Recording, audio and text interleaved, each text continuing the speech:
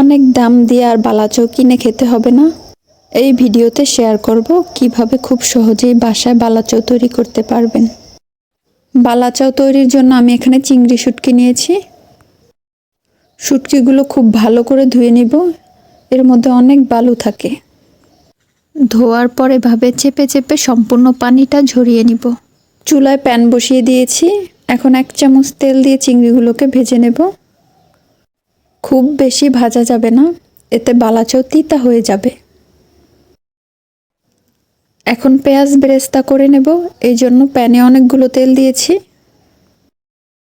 এরকম লাল লাল করে ভেজে নেব। আমার ভাজা হয়ে গেছে, এখন তুলে ফেলতেছি। একটা টিস্যুর উপরে নিতেছি, এতে এক্সট্রা তেলটা ঝরে যাবে। এখন রসুন ভেজে নেব। পেঁয়াজের যে রসুনের পরিমাণ কম দিতে হবে। সব কিছু ভাজা শেষ, এখন মিক্স করব।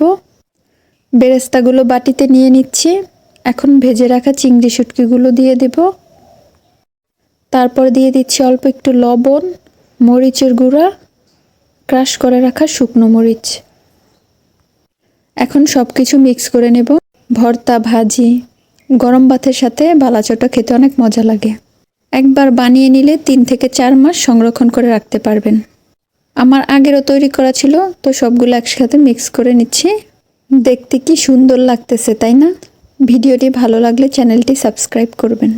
আল্লাহ হাফেজ।